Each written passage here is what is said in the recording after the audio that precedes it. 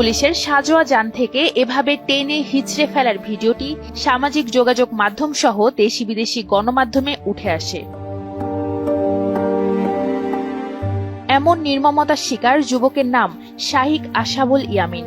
তিনি রাজধানীর মিরপুরের military institute of science and technology MISTর কম্পিউটার বিজ্ঞান ও প্রকৌশল বিভাগের ৪র্থ বর্ষের শিক্ষার্থী।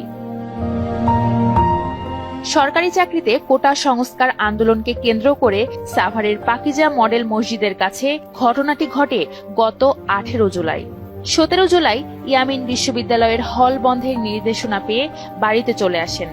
তবে ইয়ামিন বিচলিত ছিল তার বন্ধুদের নিরাপদে ঘরে ফেরা ও আন্দোলনে গিয়ে হতাহতের শিকার বন্ধুদের সুচিকিৎসা নিয়ে। 18 জুলাই জোহরের নামাজের পর আহত বন্ধুদের দেখতে সাভারের ব্যাংক টাউনের বাসা থেকে বের হন ইয়ামিন। তারা গুলি করছে, আমার ছেলে আহত হয়েছে, কিন্তু এরপরে তাকে জীবন্ত অবস্থায় ওইটার উপর নিয়ে ওরা একটা প্যানিক সৃষ্টি করছে, ওই ট্যাঙ্কের উপর নিয়ে ঘুরাইছে।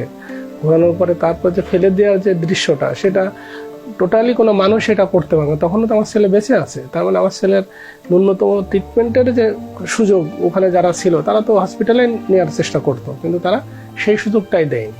দুই ছেলে মেয়ের মধ্যে একমাত্র ছেলেকে হারিয়ে সৃষ্টিকর্তার বিচারেই সান্ত্বনা খুঁজছেন এই বাবা। আপাতত দৃষ্টিতে মনে হবে যে আমার ছেলে নাই, কিন্তু এটা আসল পরীক্ষা না। আসল পরীক্ষা আল্লাহ তোমাকে দেখে নিতে চাচ্ছি তুমি এইটাকে কিভাবে নাও। আমরা নিয়েছি, আমরা মেনে নিয়েছি, বারবারই বলতেছি আল্লাহর সিদ্ধান্তটাকে আমরা মেনে নিয়েছি আলহামদুলিল্লাহ। আল্লাহ যদি তাকে শহীদ হিসাবে কবুল করে আমাদের আর কোনো চাওয়া পাওয়া না। এই জন্য আমরা ব্যক্তিগতভাবে কোথাও কার বিচার করবে, হবে কি হবে না, আল্লাহ বিচার করতেছে, তো আল্লাহ বিচার শুরু করে দিয়েছে।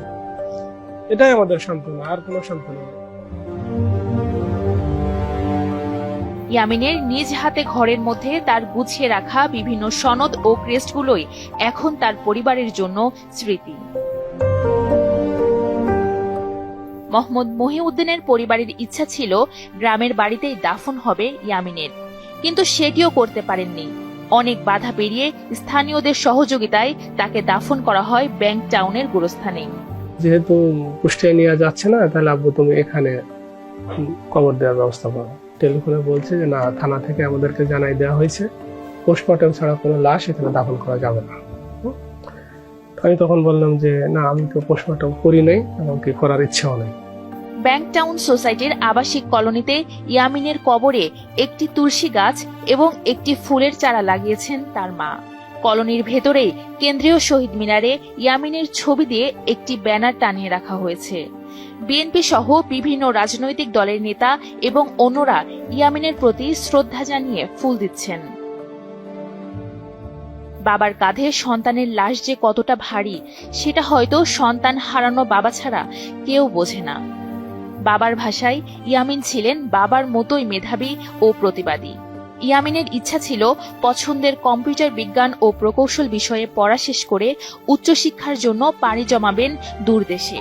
মোহাম্মদ মহিউদ্দিনের ইচ্ছা ছিল তার বাবার নামে গ্রামে একটি ফাউন্ডেশন করবেন, আর ইয়ামিন চেয়েছিলেন বাবাকে সেই কাজে সহযোগিতা করবেন।